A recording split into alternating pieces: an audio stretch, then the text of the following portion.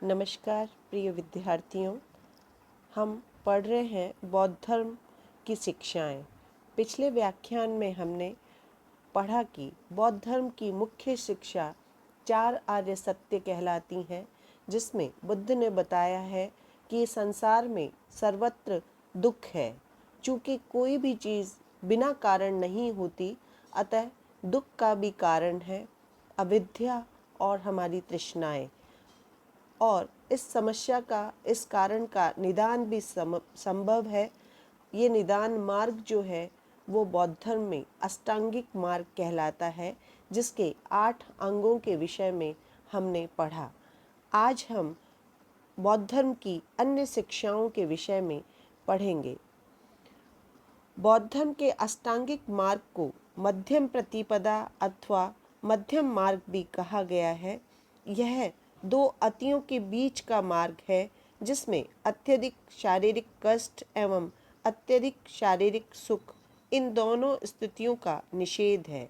इसे वीणा के तारों की उपमा द्वारा समझाया गया है। वीणा के तार जब बहुत ढीले होते हैं या बहुत ज़्यादा कसे होते हैं, तो दोनों ही स्थितियों में स्वर ठीक से नहीं निकलते। तारों के सही या संतुलित रूप में होने पर ही स्वर ठीक निकलते हैं। बुद्ध ने अपने शिष्यों से कहा था, भिक्षुओं, प्रवज्जा लेने वालों को 2 अंतों का सेवन नहीं करना चाहिए। इनमें 2 अंत हैं। एक तो काम सुखों में आसक्ति जो हीन है, और दूसरा आत्म पीड़ा में आसक्ति जो दुखमय है। इन दोनों अंतों को छोड़कर तथागत ने मध्यम मार्ग का साक्षात्कार किया। बौद्ध जीवन का चरम लक्ष्य निर्वाण है, जिसे हिंदू धर्म में मोक्ष और जैन धर्म में कैवल्य कहा गया है। उसी स्थिति को बौद्ध धर्म में निर्वाण कहा गया है। निर्वाण का शाब्दिक अर्थ है बुझ जाना या शांत हो जाना। इसका तात्पर्य तृष्णाओं के बुझ जाने से है, जो दुख निरोध की स्थिति है। सकारात्मक रूप में यह परम सुख, परम ज्ञान और परम शांति की स्थिति है। निर्वाण कोई ऐसी स्थिति नहीं है जो मरणोपरांत प्राप्त होती हो। मनुष्य के जीवित रहते हुए भी पूर्णता की यह अवस्था प्राप्त हो सकती है, जो जीवन मुक्ति के समान है। स्वयं महात्मा बुद्ध इसके जीवंत उदाहरण थे। अविद्या निवृत्ति ही निर्वाण है। जैसे तेल के क्षय से दीपक बुझ जाता है, वैसे ही अविद्या के क्षय से धीर पुरुष निर्वाण प्राप्त करते हैं। बुद्ध चरित्र में निर्वाण को दुर्लभ, शांत, अजर और अमृत पद कहा गया है। आचार्य नागसेन मिलिंद प्रश्न में निर्वाण की स्थिति को समझाते हुए कहते हैं कि तृष्णा का निरोध हो जाना ही निर्वाण है। जिस प्रकार जलती हुई आग की लौ बुझने पर पुनः दिखाई नहीं देती, उसी प्रकार निर्वाण प्राप्त सत्व भी दिखाई नहीं पड़ता। निर्वाण में दुख लेश मात्र भी शेष नहीं रहता। निर्वाण सुख ही सुख है। निर्वाण महासमुद्र की तरह अनंत सुख का भंडार है। क्लेशों से अलिप्त है, शांत है। न पैदा होना, न पुराना होना, न मरना और न आवागमन को ही प्राप्त करना है। प्रतीत्य समुत्पाद बौद्ध धर्म का एक आधारभूत सिद्धांत है। इसके अनुसार संसार की हर वस्तु या घटना किसी कारण विशेष से उत्पन्न होती है। किसी कारण के बिना अकस्मात या यूं ही कोई घटना नहीं हो सकती। हर कार्य का अनिवार्यतः एक कारण होता है। उदाहरण के लिए जन्म के कारण ही जरा मरण होता है। पूरा संसार कार्य कारण श्रृंखला में बंधा है और यह नियम स्वयं परिचालित होता है। प्रतीत्य समुत्पाद के सूत्र हैं, प्रथम इमस्मि सति इदम होति, अर्थात इसके होने पर यह होता है। दूसरा, इमस्मि असति इदम न होति, इसके न होने पर यह नहीं होता। तीसरा, इमस निरोधा इदम निरुंझति, अर्थात इसका निरोध होने पर यह निरुद्ध हो जाता है। इसी नियम के माध्यम से महात्मा बुद्ध ने संसार के दुख के कारणों की व्याख्या की और इस निष्कर्ष पर पहुँचे कि दुख के मूल कारण अविद्या के नष्ट हो जाने पर उससे उत्पन्न होने वाला कार्य अर्थात दुख भी नष्ट हो जाएगा। प्रतीत्य समुत्पाद का शाब्दिक अर्थ है प्रतीत्य अर्थात इसके होने से, समुत्पाद अर्थात यह उत्पन्न होता है। इस प्रतीत्य समुत्पाद के नियम में अविद्या से प्रारंभ होकर दुख तक एक वर्गीकृत कार्य कारण श्रृंखला है। इस श्रृंखला के 12 क्रम है जो क्रमशः एक दूसरे को उत्पन्न करने के कारण है। ये 12 क्रम है अविद्या, संस्कार, विज्ञान, नाम रूप, षडायतन अर्थात 6 इंद्रियां, स्पर्श, वेदना, तृष्णा, उपादान, भव, जाति, जरा मरण।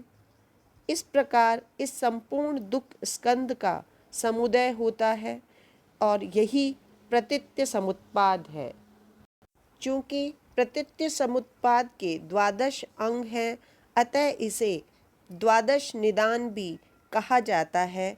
इसे भवचक्र भी कहते हैं।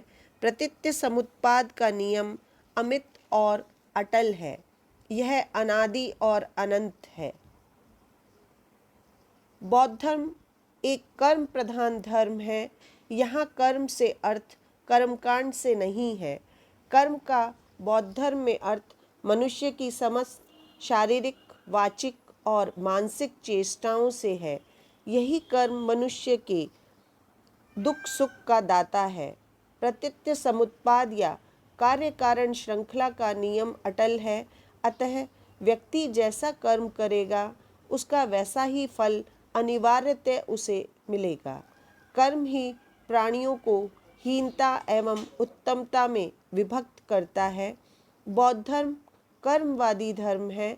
आस्तिक धर्मों में जो महत्व ईश्वर का है, वही महत्व बौद्ध धर्म में कर्म के सिद्धांत का है। बौद्ध धर्म के अनुसार कर्मों की कार्य कारण श्रृंखला का पुनर्जन्म ही व्यक्ति का पुनर्जन्म है। बुद्ध आत्मा या जीवात्मा के अस्तित्व में विश्वास नहीं करते थे, अतः उनके अनुसार किसी आत्मा या जीवात्मा का पुनर्जन्म नहीं होता। पिछले जन्म के अफलित कर्म बिंदु प्रतीत्य समुत्पाद के नियम के अनुसार स्वतः ही नए जन्म में नाम रूप इकाई धारण कर लेते हैं। यही पुनर्जन्म है। पुनर्जन्म किसी व्यक्ति या कर्ता का नहीं होता। रिस डेविड्स के शब्दों में यह चरित्र है जिसका पुनर्जन्म होता है, किसी आत्मा का नहीं।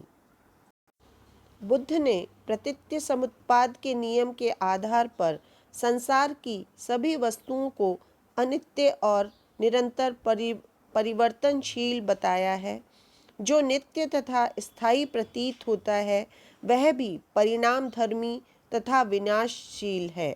संसार की कोई भी वस्तु नित्य नहीं है। जिस प्रकार नदी का जल अथवा दिए की लौ प्रतिक्षण बदलते रहने पर भी वही प्रतीत होती हैं, वैसे ही संसार अनित्य होने पर भी प्रवाह रूप में बने रहने के कारण नित्य या स्थायी प्रतीत होता है। बाद में अनित्य का यह सिद्धांत बौद्ध धर्म में क्षणिकवाद के नाम से जाना जाने लगा, जिसके अनुसार किसी भी वस्तु का अस्तित्व केवल एक ही क्षण के लिए रहता है, दूसरे क्षण वह बदल जाता है। संसार का प्रत्येक पदार्थ क्षणिक है और क्षण क्षण परिवर्तनशील है। बौद्ध धर्म को अनात्मवादी माना जाता है।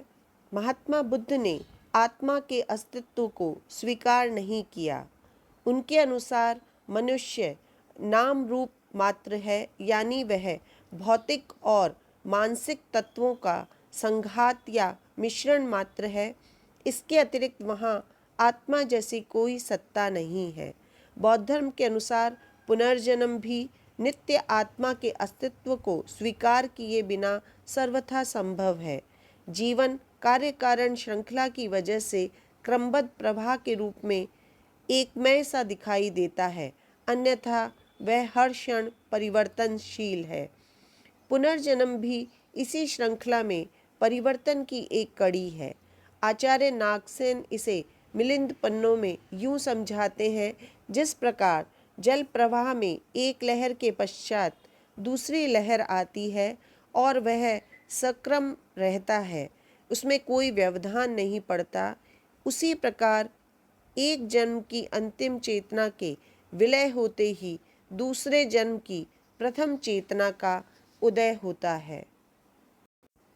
बौद्ध धर्म ईश्वर के अस्तित्व में विश्वास नहीं करता, इसलिए उसे अनीश्वरवादी धर्म माना जाता है। बुद्ध ने सृष्टिकर्ता या इस लोक के संचालक के रूप में ईश्वर या ब्रह्मा जैसी किसी शक्ति की विद्यमानता की संभावना को स्वीकार नहीं किया है।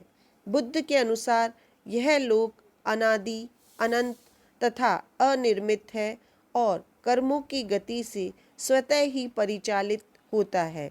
निर्वाण की प्राप्ति किसी ईश्वर की भक्ति या कृपा पर अवलंबित नहीं है, वह तो अविद्या एवं तृष्णा के नाश के बाद कर्म चक्र की गति रुकने पर ही प्राप्त होता है, जिसके लिए व्यक्ति को स्वयं अष्टांगिक मार्ग की साधना के पथ पर अग्रसर होना पड़ता है। बुद्ध ने अपने अंतिम संदेश में अपने प्रिय शिष्य आनंद से कहा था, आत्मदीप बनो, आत्मशरण बनो, धर्मदीप बनो, धर्म शरण बनो। आज के व्याख्यान में इतना ही बच्चों। अगले व्याख्यान में हम जैन धर्म की प्रमुख शिक्षाओं के बारे में पढ़ेंगे। धन्यवाद।